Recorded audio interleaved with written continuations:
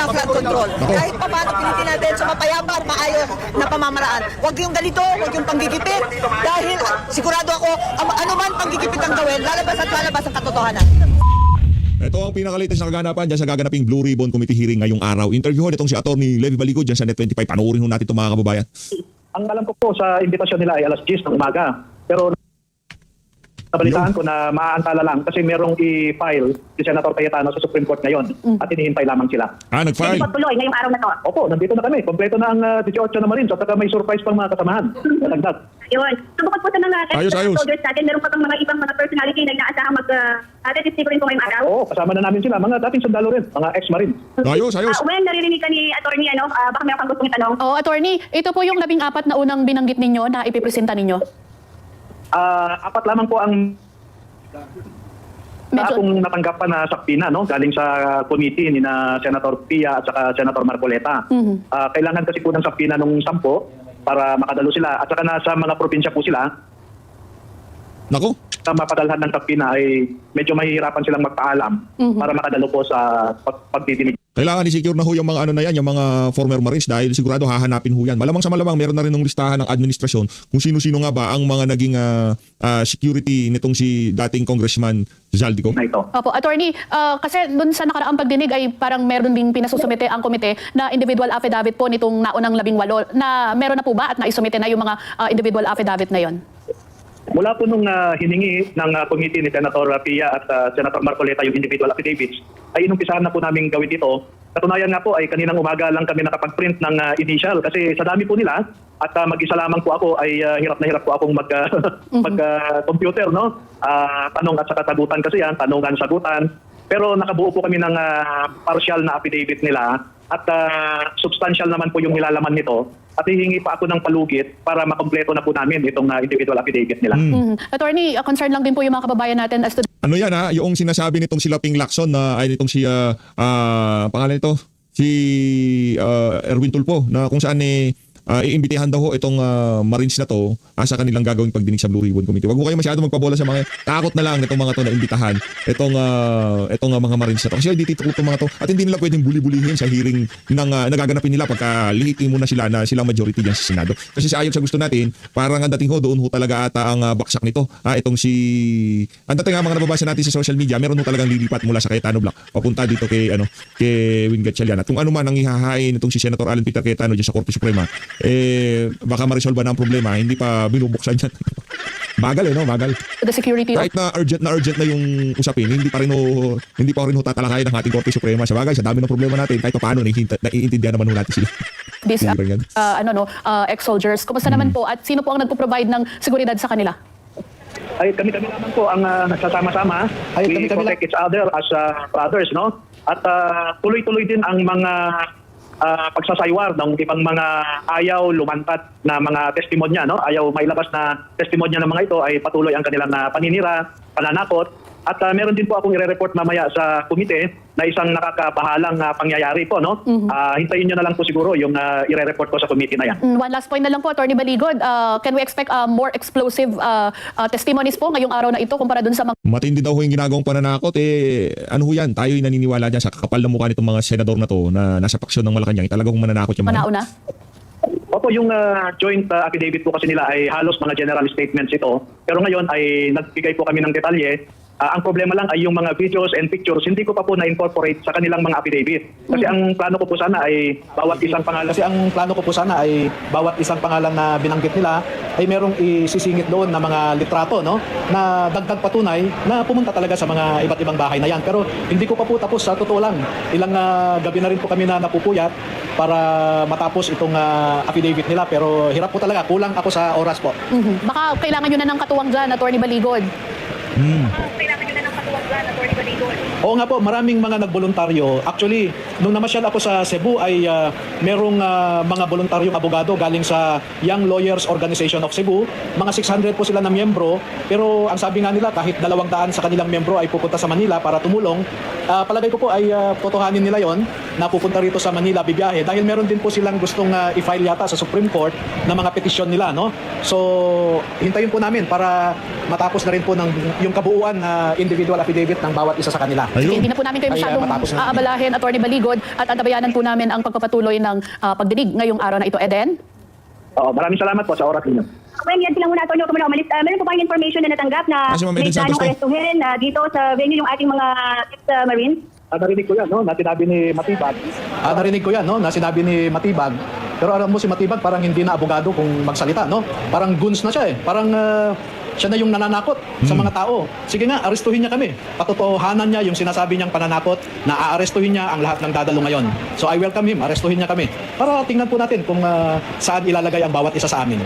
Thank you po, Atty. Lala, pagsisimula ng pagdinig itong investigasyon at tinitiyak nga ng sa Cayetano Group na itong mga gagawin nilang pag-iimbestiga ay para doon sa pagkakaroon ng transparency and accountability sa paggastos ng pondo o ng kaban ng bayan, Wen. Okay, antabayanan pa namin, Eden, ang mga updates sa bahaging yan ng Double Gem Events Place. Ayun. So, Uli pa naman ho tayo dito sa dito sa DZAR 1026 News Girl. Nakaupo na ho yung ating magigiting na 18 Marines. Ito si Atty. Levy Baligod. Ayos. Tuloy na yan. Laksan natin. Kasi may nasa malayo na lugar sila, kinakailangan nila ng sampina para meron silang nagkakita sa mga taong kailangan nilang hingan ng punyahin. So itong apat na bago masasalita ngayon, maaari niyo po ba kaming mabigyan ng clue or hint kung ano po yung mga mas grabe po ba ang hawak nilang mga informasyon? Mga dati rin silang sundalo, dating Marines, dating empleyado ni Salvito. At may mga nalalaman sila na karagdagan, no? Halimbawa, meron isa sa kanila na siya mismo ang kasama doon na ibinigay sa isang pambabatas. Nako. Na pera na nakasingit sa maleta. Yan. Isang senador ito. So marami pa kung ibang example. Sir, kamusta po ang laban natin, sir? Maraming pressure.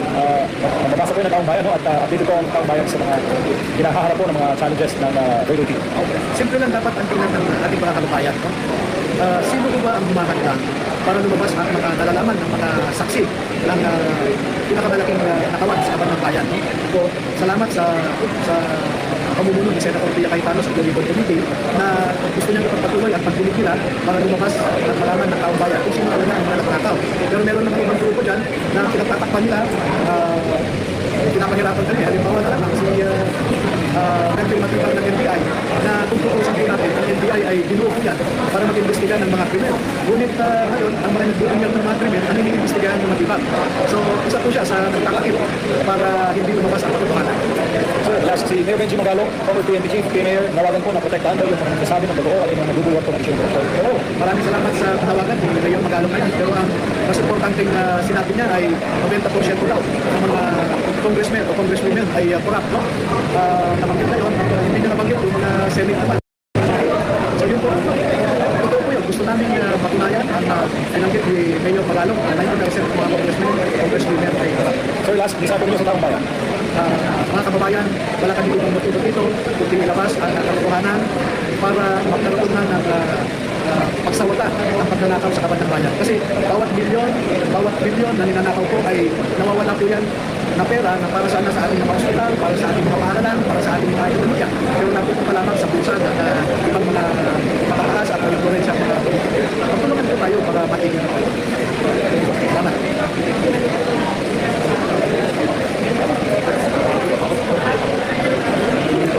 Si ano pala yun eh. Si Sir MJ Mondiara, idol pala ko natin. Idolo.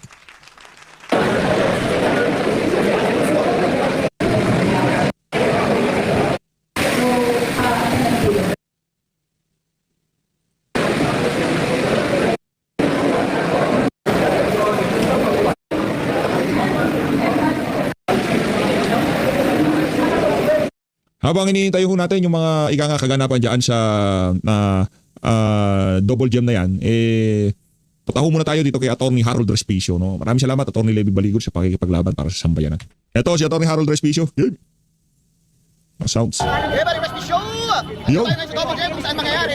Yung Luripat Committee hearing, ang sabi Ayos. nila, hindi na matutuloy pero mukhang matutuloy dahil dumating yung asawa ni Mike Defensor dito at pumasok yung mga kontrata para sa kanila paggamit ng venue at papasok na yung security na mga kasama ni Mike Defensor. May kontrata pala eh. Hindi pwedeng umatras yung Double Gem. May kontrata, hindi pwedeng isang tabi ang kontrata na yan. At mukhang matutuloy tayo at ako yung nasa... Everybody! Siyempre, VIP muna yung mga papasok, siyempre.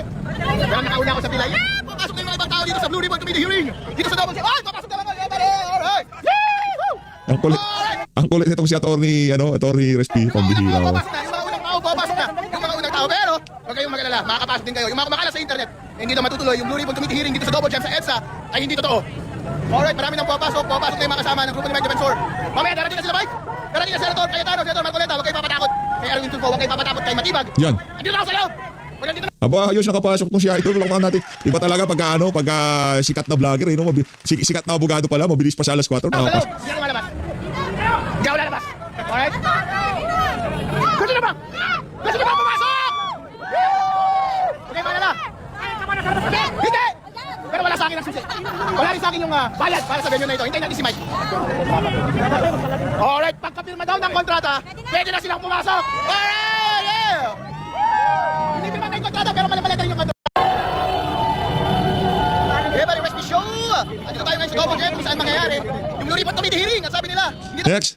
Hi guys, nakapasok na ako dito sa Double Jam dito sa EDSA kung saan gaganapin ang Blue Ribbon Committee hearing ni Marcoleta at ni Cayetano at ni Mike Defensor. Sabi nila hindi daw tuloy. Nanakot si Matibag, nanakot si Erwin Tulfo, pero huwag kayong maniwala sa kanila. Dahil tuloy na tuloy ngayong araw na ito ang hearing dito sa Double Jam. Dahil nakapasok na ako sa loob. Nasa loob na rin yung asawa ni Mike Defensor, nandito na rin yung kanyang security at mamaya susunod na sila. Ang ginagawa na lang nila sa loob ay pirmahan yung kontrata. Kapag napirmahan na yung kontrata, pwede nang pumasok sa lahat. Yeah, pare! Hi guys, Next. Alright guys, tuloy na tuloy ang hearing. Nag-uusap na sila kung paano papasukin yun yung caretaker ng Double Jam at kinakausap niya yung security ni Mike. At kung paano papasukin yung mga 18 Marines dito sa Double Jam sa EDSA. Tuloy na tuloy po ang ating hearing sa Blue Ribbon Committee ng totoong Blue Ribbon Committee Chairman na si Cayetano, totoong Senate President na si Senator Alan Pilar Cayetano at si Marcoleta nandito rin mamaya. Dumating na si Aini kanina pero umalis lang. Pero babalik naman ngayon, babalik din si Chavit. Andito na yung asawa ni Mike Bye. At pinagplano na nila yung pagpasok ng mga 18 Marines. Pinagplano nila kung saan daraan, dito daw daraan mamaya para makontrol natin yung maraming tao sa labas at maraming pulis. Huwag po kayong maniwala kay Erwin Tulfo, kay Matibag at sa mga peking news ng administrasyon na ito na hindi daw matutuloy ang hearing ngayong araw na ito. Importante po ang hearing ngayong araw na ito dahil ito ay parang NBA Finals ng Philippine politics. Dahil bukas may special session na ang Senate at mangyayari dyan malamang bumaliktad na naman ang isang miyembro ng Senate para ang kapalit ay hindi siya kasuhan. Pero kapag nangyari ang special session bukas baka magpalit na ng liderato ang Senate, hindi na naman nila itutuloy ang investigasyon about sa corruption sa ating bansa. So last chance na natin ito. Last Supportahan chance. natin mga kababayan. At malapit na, tuloy na tuloy, bye-bye! Andito tayo ngayon sa labas, ay sa loob na ng Double Jam. Sa Duterte Rider Supporter! Ano yung support ng 18 Marines? Mabuhay! Yeah, pare! Mga kababayan na naghihintay sa labas, maghintay na lamang kayo dahil konting panahon na lamang. Yung caretaker po ang kausap natin kanina, naririnig ko na pinaplano na nila ang pagpasok ng 18 Marines, pagpasok ng mga senador ngayong araw na ito. Tuloy na tuloy po. Sa mga gustong pumunta ngayong araw na ito, dito sa EDSA, pumunta po kayo dito. Dahil uling pagkakataon na po ito para marinig natin ang lahat ng nangyari tungkol sa nakawan ng pera ng ating bansa na pinipigilan ng administrasyon ni BBM, na pinipigilan ni Erwin Tulfo, na pinipigilan ng mga korap na senador at mga congressman, na pinipigilan ni Gatchalian, na pinipigilan ni Matibag. Mga walang yakayo, bakit ayaw ninyong marinig ang lahat ng boses ng mga nag-witness tungkol sa korupsyon sa ating bansa? Libong-libong tao po ang naghihintay dito sa labas sa EDSA, hindi makapasok dito sa ating gate dahil pinipirmahan pa daw ang kontrata. Pero pinafinalize na po, mga kababayan, yung kontrata at pinaplano na nila yung pagpasok once dumating ang mga 18 Marines at yung kanilang mga dagdag na kasama pa dito sa ating lugar. At bubuhos mamaya ang mga senador at ang ating mga kasama dito, bebe, sa loob. Nandito na ako sa loob. At nandito na yung mga unang parties dito sa loob. At malapit na tayong makapasok, mga kababayan. Konting pagtitis na lang dyan sa labas, bebe. Huwag po tayo maniniwala sa mga fake news na lumalabas na hindi tuloy ang Blue Ribbon Committee hearing ngayong araw na ito. Yeah, buddy. Alright. Yee-hoo. Alright, see you again next time, folks. Mamaya mag-live ulit ako mamaya. Dahil alright, siya, buddy! Papasok na yung 18 Marines, bye-bye! Yo! Hype na yan. Tignan natin kung sino lalabas sa ating mga vamp. Hype na hype. Grabe talaga tong si Attorney Respi. Bye-bye! Andito na po tayo sa loob ng Blue Ribbon Committee venue dito sa EDSA, honey! Yeah, buddy! Ang dami na papasok ng mga SUV dito sa loob. Ang dami mga libo-libong taong naghihintay sa labas. Hinihintay natin yung mga security at 18. Alright! I think the handsome gentleman ay nandito na po. Alright, dito na sa loob. At anytime na papasok kami sa loob.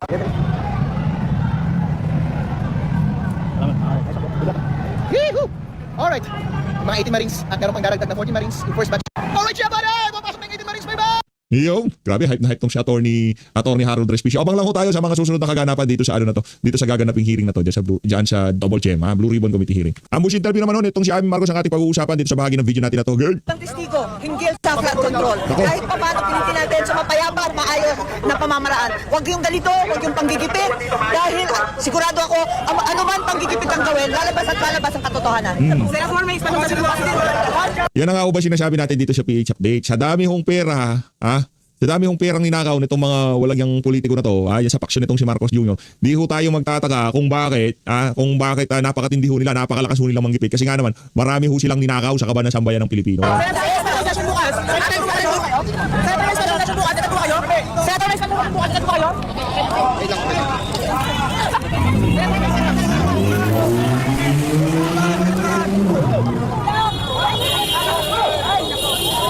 ko, hinggil sa flood control. Kahit pa paano pinitin natin sa mapayapa.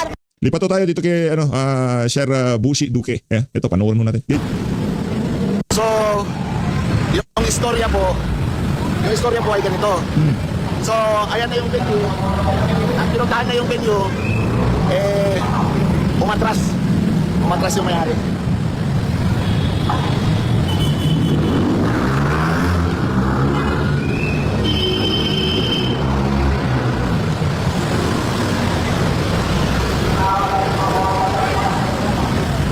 Nakatapay lang ho tayo Kung anong mangyayari dyan sa gagawing pagdinig na yan ng lehitimong Blue Ribbon Committee, talaga hong nakantabay ho tayo dito sa page of TikTok.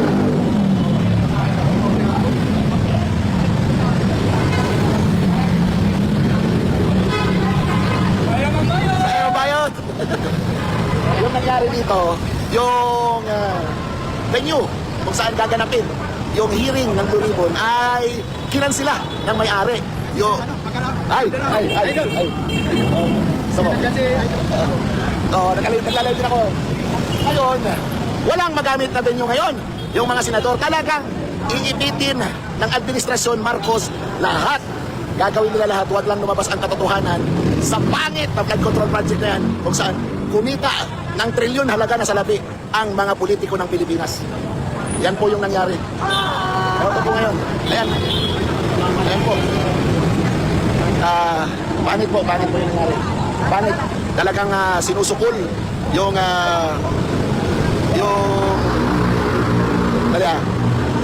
may dala akong pagi. Tanggalin ko lang yung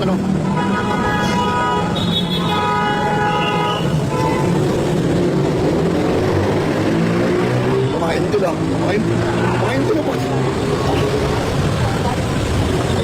Ay, Ebel. Agoy, klaro!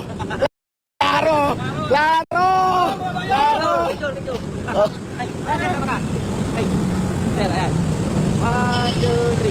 Yun! Thank you. Wala na tayong... Kung ko number mo, pagaling bike namin sa bike ko. Oh, sige. Pero, alam niyo number ko. Nabura yung number ko, sir. Nadilit lahat ang files. Oh. Yes, ay. Ay. Meron po. 09-15-99-080. Oh. Okay. Sige po. Pupunta ako dati. Opo kasi yung mga pool nandito, Oh. lahat, Oh. kaya message ko kayo. Oh. Pero di ko ulit. Sabi ko ng habay. Oh. Oh, ngayon, balik tayo. Balik. Ay. Oh. Ngayon, balik tayo doon. Ito, pawis na tayo. Eto ngayon. Ang lang. So ngayon, may mga pulis pa. Uy! Pilipinas kong mahal. Ay, nangyari. Oo. Di ba? Kapalik tayo ng camera.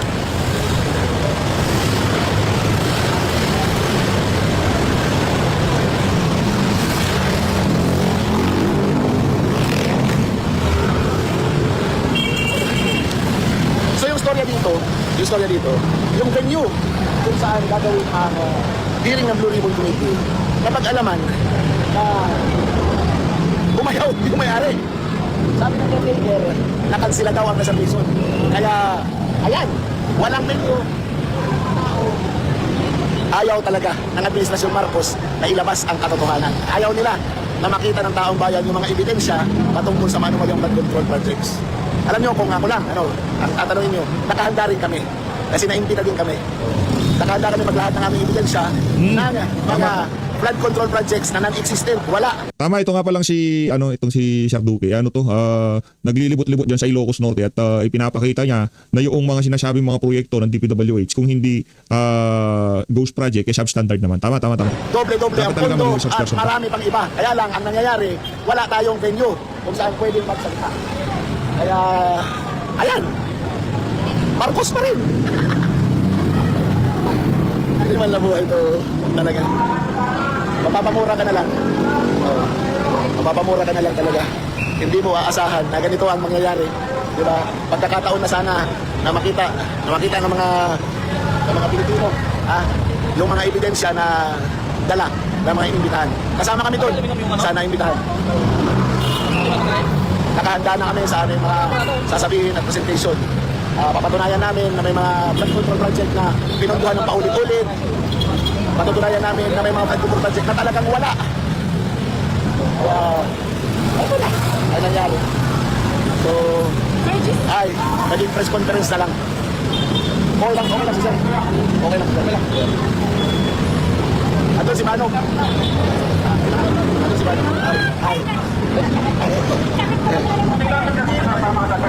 Ay. Ayan. Nagpa-interview na lang. Nagpa-interview na lang si Manong.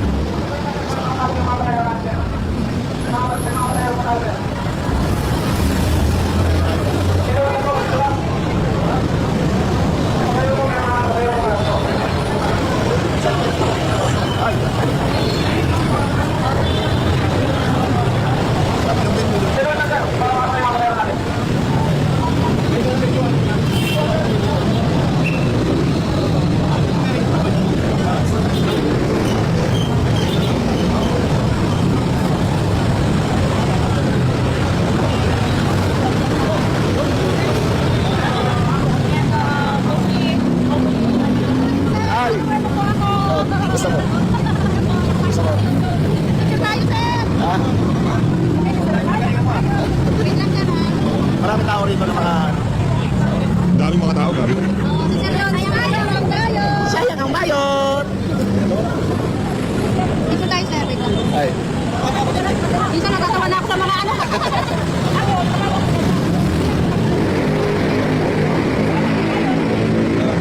Wait lang, sir. Patalo ko sa inyo.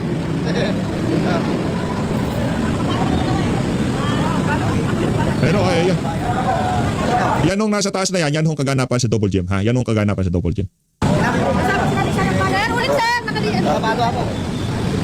Nagtagumpay ba sila Marcos sa kanilang pagpapahinto ng gagawin? Yung gate dito, polis, ayan o. Kung hindi sana ito harangan, di ba? Di ba hindi harangan? Makakapasok tao, di ba?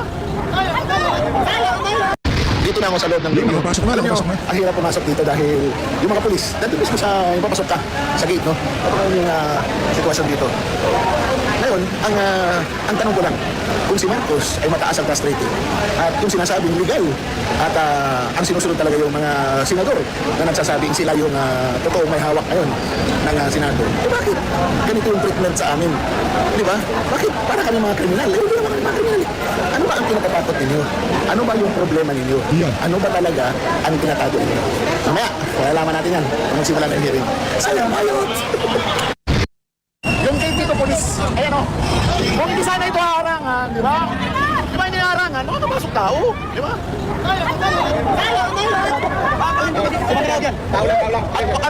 Ano tawag nito? Witness ako. Ayan o, may tao niyo sa amin.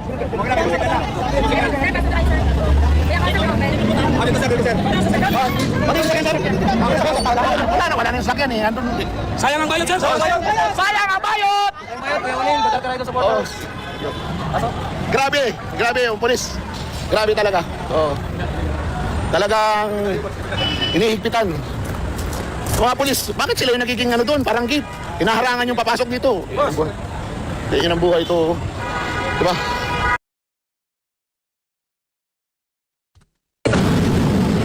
So, yung istorya po ay ganito. So, ayan na yung video. Ayun na nga mga kababayan, antabay lang ho kayo at aking hungihat sa inyo mga latest na kaganapan dyan sa gaganaping lehitimong Blue Ribbon Committee hearing na yan dyan sa Double Gem. Maraming salamat to, mag-ingat po kayo lahat. Mahal natin ng Pilipinas.